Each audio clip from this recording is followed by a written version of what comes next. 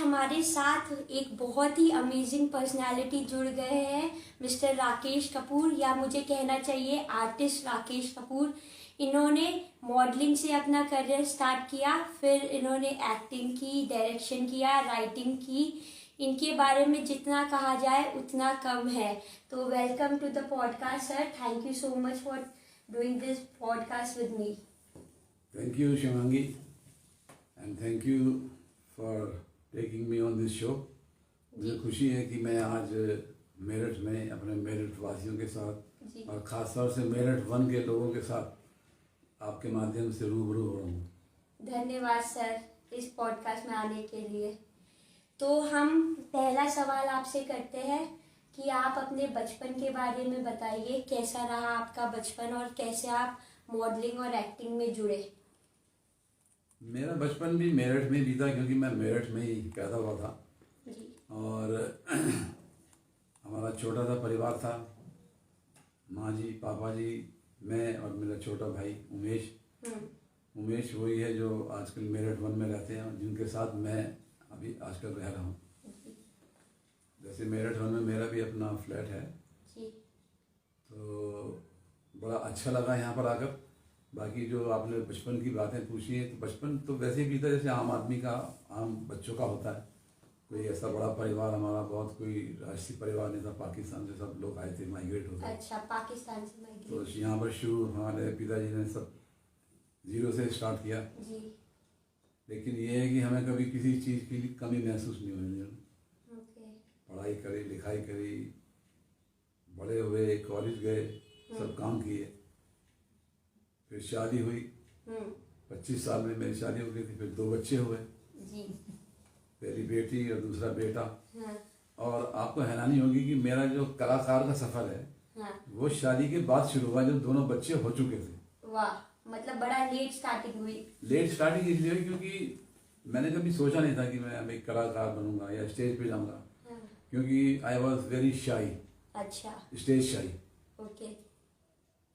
लेकिन मौका ऐसा लगा कि मेरी मिसिस की भांजी जो थी, जो कि मुझे भैया ही बोलती है, उसने कहा भैया मुझे मॉडलिंग में एक शो में पार्टिसिपेट करना है। अच्छा। तो आप मेरे साथ चलोगे? हाँ। मैंने कहा चलो, चला जाऊँगा। उनको छोड़ाऊँगा वहाँ पर। जब वहाँ गए तो वो कहने लगी, जो ऑर्गेनाइज़र थी उनकी, पूनम खन्ना शायद थी उनका नाम, कहने लगी कि आप क्या मॉडलिंग कर रहे हैं हमारे साथ? मैंने कहा भाई मैं तो कभी स्टेज पे चढ़ा नहीं हूँ। हाँ। कहने के नहीं, आपको तो करना पड़ेगा, you are the most smartest person here. अच्छा जी। तो उन्होंने मुझे ज़बरदस्ती किया, लेकिन मैंने कोई रिस्पॉन्स नहीं दिया। उन्होंने घर जाते हुए जब वो बोली, मेरी जो भांजी थी सीमा, कहने लगी भैया सब लोग तो चाहते हैं इसमें आना, हाँ। वो आपको ऑफर कर रहे हैं और आप नहीं आ रहे। हाँ। मैंने अरे देखेंगे, छोड़ो चलो। घर गए तो मेरी मिसेज ने कहा कि भाई ये लड़कियां कर रही हैं तो आप क्यों नहीं कर सकते? हाँ जी। तो वो बात मुझे थोड़ी लग गई। मैंने कहा चलो भाई ट्राई करते हैं, इनकी बात मान लेते हैं। तो मैंने फिर उसको फ़ोन करवाया और इस तरह से मेरा पहला मॉडलिंग शो हुआ। और मज़े की बात ये है कि इधर मेल्स में मैं फर्स्ट था और फीमेल्स में मेरी भांजी। अरे कॉन्ग्रेचुलेशंस, बहुत अच्छी बात है। Thank you. तो आप मिस्टर मेरठ बने थे? हाँ, मैं मिस्टर मेरठ का मेरा टाइटल मिला था जी। उसके बाद मैंने एक और शो दिल्ली में गया था, दिल्ली प्रिंस का। उसमें मैं फर्स्ट रनर अप था, सेकंड नंबर। हाँ, सेकंड नंबर, वो भी बहुत अच्छी बात है। हाँ। तो मॉडलिंग की जर्नी ऐसे शुरू हुई आपकी, हाँ, बिना चाहते हुए कि आप इतने हैंडसम थे, अमिताभ बच्चन जैसे टॉल एंड हैंडसम। नहीं, अमिताभ बच्चन है जी। खाली लंबा होना ही ठीक नहीं है, लेकिन टैलेंट भी उतना होना चाहिए जी।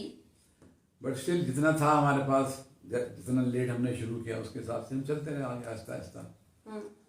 और इसी तरह एक दिन बस में आ रहा था मैं दिल्ली से, तो हमारे साथी थे एक प्रदीप हंस, उन्होंने मुझे रोक लिया। कहने लगा आप तो वही है ना जो मॉडलिंग करते हैं, जो मिस्टर मेरठ थे? मैंने कहा हाँ।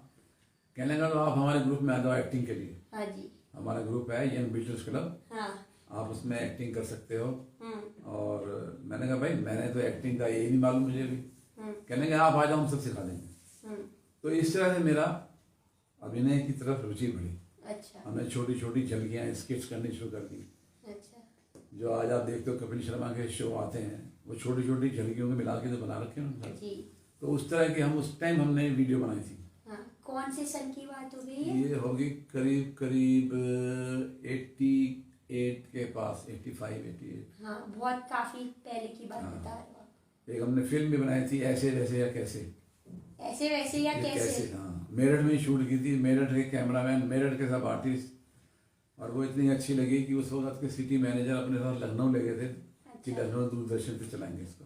वाह वाह वाह, तो चली वो दूरदर्शन पे? चली होगी, हमें उसका कुछ पता नहीं क्योंकि उनसे बात ही नहीं हो पाई। हाँ, तो नेक्स्ट क्वेश्चन पे आते हैं। हाँ जी, बोलिए। हमने सुना है आपने नाटकों का लेखन भी किया है, जैसे अभी आपने बताया, तो हम होंगे कामयाब नाटक का मंचन और निर्देशन का अनुभव कैसा रहा, और नाटकों के बारे में भी कुछ बताइए। हम होंगे कामयाब बहुत ही बेहतरीन नाटक था। इसलिए नहीं कि वो मैंने लिखा था, इसलिए कि वो एक एक्सपेरिमेंटल नाटक था। अच्छा। एक्सपेरिमेंटल नाटक वो होते हैं जिसमें कि आपको पूरी वेशभूषा पहनने की जरूरत नहीं है, आप संकेतों से समझा देते हैं कि ये कौन सा कैरेक्टर है। अच्छा। जैसे अगर सिपाही की भूमिका करनी है तो पूरी सिपाही की ड्रेस बनाने की जरूरत नहीं है, अच्छा। सिर्फ टोपी पहना दी तो उससे ये लगा कि ये पुलिस वाला है। हाँ। राइट। अगर नेता को नेता की टोपी पहना दे तो नेता लगता है ना, हाँ हाँ चाहे कपड़े उसने कैसे भी पहने हो। हाँ। तो वेशभूषा उसमें सब कलाकारों की एक सी थी, सिर्फ टोपी से हम बता देते थे कि क्रॉप मतलब जो आपका था वो टोपी थी? नहीं, क्रॉप नहीं, जिसे एक्सपेरिमेंटल कहते हैं ना। तो एक्सपेरिमेंटल में क्या होता है कि आपने अगर पुलिस वाले की टोपी पहना दी एक कैरेक्टर को, हाँ, तो वो एस्टेब्लिश हो गया कि ये पुलिस वाला है। अच्छा। तो इस तरह से वो नाटक था और ज्वलंत समस्याओं पे था। हाँ। और 100 से ऊपर बार हो चुका है यहाँ पर वो। अच्छा। और मेरठ के हर स्कूल कॉलेज में हुआ, सेंट मैरीज में हुआ, सोफिया में हुआ, तमाम स्कूल कॉलेज में हुआ। हमारे पास रिक्वेस्ट आती थी कि ये हमारे नाटक करो, इतना हिट हुआ था नाटक। क्या बात है, बहुत। और कई नेशनल कॉम्पिटिशन्स में बैंकों के वो फर्स्ट भी आया। क्या बात है। तो इस तरह से नाटक मैंने एक और लिखा था, कहर सिर्फ 10 मिनट, अच्छा। जो कि क्या है? सुनामी के ऊपर था। ओके। जब हमारे इंडिया में सुनामी आई थी 2005 में, ये तब की बात है, और 70 लोगों का नाटक था वो। हाँ जी। वो भी नाटक बहुत सुंदर गया था। एक मिनट में वॉल्यूम चेक कर लूँ। तो इस तरह से उस नाटक में भी 70 लोग ने काम किया था। ओके। 70 लोगों ने। 70 लोगों ने उसमें काम किया था। हाँ जी। और वो नाटक सच्ची घटनाओं पर आधारित था। लोगों ने बहुत पसंद किया उसको। वो मैंने यूट्यूब पे भी पोस्ट किया हुआ है। ओके। हम लोगों के कामयाब भी यूट्यूब पर है। हम्म। अगर आप चाहेंगे तो मैं आपके दर्शकों के लिए लिंक भेज दूंगा। हाँ जी, आपको जरूर। आप शेयर कर सकते हैं। थैंक यू सो मच, ये उपकार करने के लिए हमारे ऊपर। नहीं नहीं नहीं, मुझे शुक्रिया कहना चाहिए कि मुझे अपने मेरठ वासियों से बात करने का मौका मिल रहा है। ठीक है, थैंक यू। तो एक लेखक के रूप में आपकी प्रेरणा क्या है? लेखक के रूप में प्रेरणा से मतलब कि मैंने कैसे लिखना, क्यों लिखना शुरू किया? हाँ, प्रेरणा क्या मिली? बस वो मोटिवेशन। कहते हैं ना, आर्टिस्ट क्या होता है? आर्टिस्ट वो होता है जो ऑब्जर्वेशन करता है, हाँ जी। जो अपने आसपास जितने कैरेक्टर हैं हाँ जी। उनको देखता रहता है, ऑब्जर्व करता है, समझता है, हाँ। और उनको फॉलो करने की कोशिश करता है। जी। ऐसे ही लेखक है। लेखक अपने चारों तरफ होने वाली घटनाओं को ऑब्जर्व करता है और लेखक बन जाता है। यही प्रेरणा है मेरी। ऑब्जर्वेशन करता हूँ और उसको ढालने की कोशिश करता हूँ अपने शब्दों में। अच्छा, बहुत बढ़िया। तो मैंने सुना है आप मंदिर समिति में भी, फ्री माउंट में भी जुड़े हुए हैं। उसका आपका कैसे आप जुड़े, क्या अनुभव रहा, उसके बारे में कुछ बताइए। 2005 में मैं चला गया था यूएस। अच्छा। वहाँ पर मेरी बेटी है तो उसको ज़रूरत थी मेरी, मैं वहाँ चला गया। लेकिन वहाँ पर जाकर देखा कि मुझे वहीं रुकना पड़ेगा। तो वहाँ जब रुकना पड़ा तो फिर रोजी रोटी का भी सवाल था। हाँ जी। तो किसी ने कहा कि भाई आप मंदिर में जगह खाली है, हाँ। तो मंदिर चले जाओ। तो पहले मैंने कहा मंदिर में यार मैं क्या करूँगा, हाँ। मैं कोई पुजारी हूँ क्या? हाँ। तो उसने समझाया, कहने लगा यहाँ मंदिर जो है पुजारी की वाली बात नहीं है। अच्छा। पुजारी तो होते हैं लेकिन ये क्लब्स होते हैं एक तरीके से। ओके। वहाँ सारे काम होते हैं, हिंदू रीति रिवाज से, शादी है, ब्याह है, किसी का बर्थडे है, वो सब मनाते हैं। अच्छा। कार पूजा होती है, घर की पूजा के लिए। हाँ। तो आपको एडमिनिस्ट्रेशन करना है, आपको संभालना है। अच्छा। तो 3 साल मैं वहाँ पे था। ओके। और 3 साल में वहाँ था तो वहाँ प्रोग्राम होते थे, तो मुझे उनको पता लगा कि भाई ये आर्टिस्ट आदमी है। हाँ। तो उन्होंने मुझे कहा कि भाई आप कोई थिएटर कर सकते हैं यहाँ पर, आप कोई स्टेज, कोई धार्मिक। हाँ। तो साईं बाबा का बड़ा चलन था वहाँ। हाँ। तो मैंने साईं बाबा के ऊपर एक प्ले किया था वहाँ पर, साईं बाबा का, जो कि फर्स्ट एंड लास्ट प्ले है फ्रीमॉन्ट हिंदू टेम्पल के अंदर। तो ये उसके बाद नहीं हुआ, उससे पहले कभी नहीं हुआ। दर्शकों को इसको पे ध्यान देना चाहिए कि इन्होंने मुकुल नाग को बुलाया था उस हाँ। प्ले के लिए, तो जो मुकुल असली साईं बाबा बनते हैं। हाँ, तो वो मुकुल नाग जी का सीरियल जो था स्टार प्लस पे आया था जी और वो बड़ा हिट हुआ था। एज ए साईं बाबा भी वो बहुत हिट हुए थे जी। तो वो मेरे दोस्त थे, हमारे साथ यहाँ नाटक करते रहे। हाँ। और हमारे से सीनियर थे, NSD से पास आउट हैं वो जी। तो मैंने उनको वहाँ बुलाया था, मेरे साथ वहाँ रहते वो 1 हफ्ता, और नाटक में पार्टिसिपेट किया था। स्क्रिप्ट पहले उनको भेज दी थी तो उसके हिसाब से उन्होंने आके वहाँ पे ज्वाइन किया। तो ये एक अच्छा कलाकार ही ऐसा कर सकता है, बिना रिहर्सल के उन्होंने वहाँ के वो प्ले किया था। अच्छा, बहुत अच्छा लगा ये सुन के कि आपने इतना बड़ा प्ले ऐसे करवा दिया वहाँ पर। तो एक ही बार हुआ है आपने जैसे हाँ, बताया। एक ही बार हुआ। चलो, उसके बाद डिमांड बहुत आई लेकिन मौका नहीं लगा मुझे करने। तो फीसा ग्रुप के बारे में कुछ बताइए। फीसा ग्रुप क्या है और आप उसके सचिव कैसे बने और उसकी जिम्मेदारियां क्या है? फीसा ग्रुप के पीछे भी मुझे फीसा का पहले मैं अपने दर्शकों को बता देती हूँ, free mount Indo American senior association, सही कहा मैंने? राइट या तो फीसा जैसा कि नाम से लग रहा है कि ये एक सीनियर्स का ग्रुप है जी। अमेरिका जैसे कंट्री में क्या होता है कि हस्बैंड वाइफ दोनों काम करते हैं, ओके। बच्चे चले जाते हैं सारे पढ़ने। हाँ। तो और जो बूढ़े माँ बाप होते हैं, दादा दादी नाना नानी, ये सब फिर घर में रहते हैं अकेले खाली। हाँ जी। तो उनको इकट्ठा करके उनको उनका एंटरटेनमेंट समझ लो, उनका मनोरंजन समझ लो। हाँ जी। उनके लिए हम महीने में 2 या 3 बार मिलते हैं। हाँ। गवर्नमेंट वहाँ पे आपको जगह देती है, ओके। सारे हॉल देती है, माइक वाइक ये सब वहाँ में प्रोवाइड कराते हैं वो, ओके। कि आप अपना एक प्रोग्राम कर सकते हैं। ओके। तो जो फीसा है वो महीने में 2 या 3 बार मिलते हैं। हम पिकनिक ले जाते हैं, कभी कहीं ले गए, कभी कहीं ले गए, कभी मंदिरों के टूर पे ले गए, कभी किसी अच्छी जगह पे घुमाने ले गए, कभी ये प्रोग्राम करना जिसके अंदर कि उनको योगा कराते हैं, उसके बाद वो गाने वगैरह गाते हैं या कुछ कविता पढ़ते हैं या अपनी कोई स्टोरी सुनाते हैं या कोई अपना उनका जीवन का संस्मरण है वो सुनाते हैं। हाँ। और उसके बाद खाना अरेंज करते हैं। तो ये सारा लाइट का प्रॉब्लम है, सब जगह जाती है ऐसे। मैं आगे रहता हूँ, आगे हो जाते हो। ठीक है, चलिए। हाँ। तो इस तरह से क्योंकि मैं मंदिर में था तो फीसा के अधिकारी वहाँ आते थे जी। तो उन्होंने मुझे देखा कि भाई ये बहुत एक्टिव है। हाँ। उन्होंने मुझे पकड़ लिया, कहने लगे भाई आप हमारे इसके सेक्रेटरी बन जाओ, अच्छा। ये कमान संभाल लो। तो मैं अभी 5-6 साल से फीसा का सेक्रेटरी हूँ और मैं कई बार कहता हूँ यार बहुत हो गया, मुझे छोड़ो। कहने के नहीं, आपको नहीं छोड़ेंगे हम। तो वो उन्हें आप इतने पसंद आ गए कि वो आपको छोड़ नहीं रहे। वैसे भी आप आर्टिस्ट आदमी हो तो नए नए आइडियाज देते रहते होंगे उन्हें। बस ये प्रभु कृपा है। ठीक है।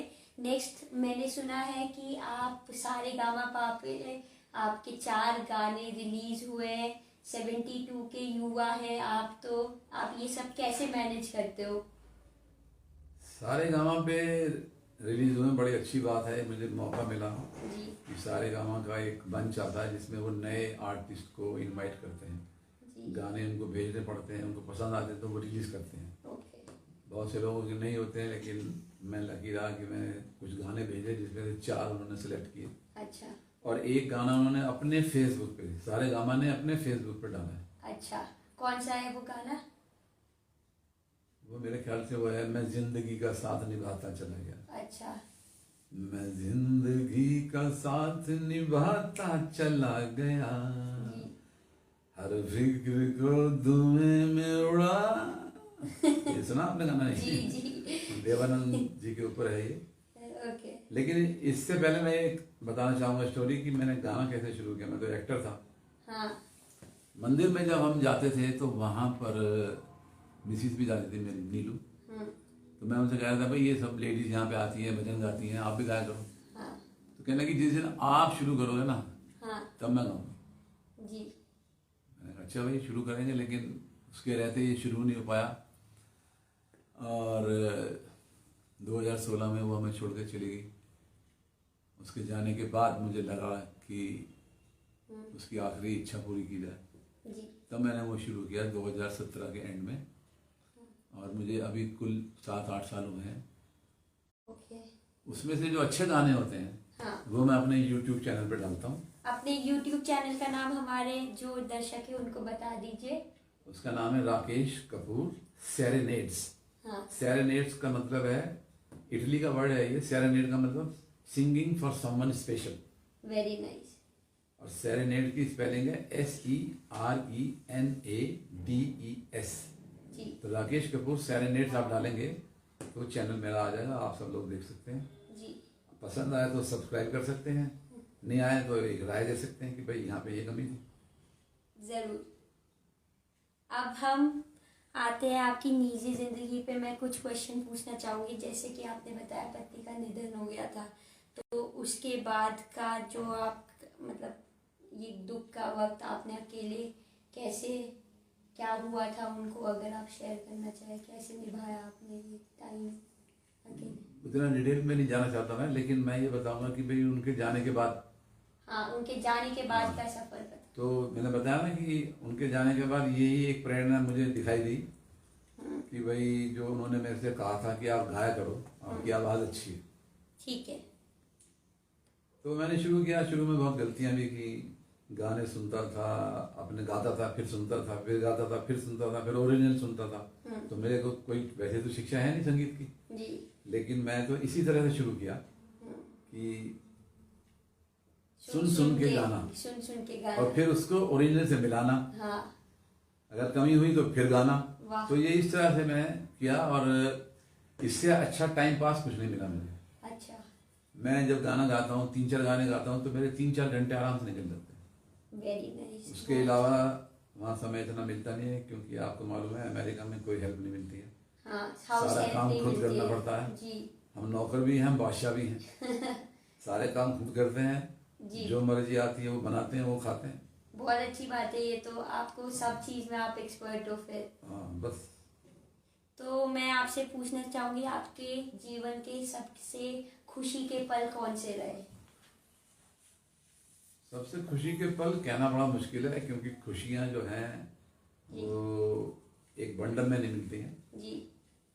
वो दिन रात की तरह, जैसे दिन आता है रात आती है, ऐसी खुशियाँ आती हैं, कभी गम आते हैं, चलते रहते हैं। चलता रहता है जीवन, चलती तो का कई नाम। खुशियाँ हैं, जैसे कभी पास होने की खुशी होती है क्लास में, हाँ। भैया हाई स्कूल कर लिया, अब इंटर कर लिया, BA कर लिया। हाँ। राइट। हाँ। ऐसी छोटी छोटी खुशियाँ। फिर जीवन में एक बड़ी खुशी आती है कि भाई शादी हो गई। हाँ। उससे बड़ी खुशी बच्चे हो गए। जी। राइट। पूरा चलता रहता है, लेकिन थोड़ी खुशी मुझे उसमें जरूर मिली थी कि जैसे मॉडलिंग मैंने शुरू किया। हाँ। और एक्टिंग शुरू किया, और जब लोगों ने लाइक करना शुरू किया, फिर वही तलाश, जब मेरा सीरियल आया था पहला सीरियल, डायरेक्टर लेक टंडन थे। अच्छा। और मेरे साथ काम करने वाली 2 महान अभिनेत्रियां थी। अच्छा। नीलिमा अजीम, जो कि शाहिद कपूर की माँ है। ओके, उन्होंने आपके साथ काम हाँ। किया। और पूनम रेहानी, हाँ। वो भी बहुत अच्छी एक्ट्रेस थी, लेकिन शादी के बाद उन्होंने नहीं बंद कर दिया। तो इस तरह से वो शुरू हुआ। तो सीरियल में आना ही बहुत बड़ी बात थी। रामानंद सागर जी के साथ काम किया मैंने रामायण में। वाह। उत्तर रामायण में मेरे छोटे छोटे 2-3 रोल थे।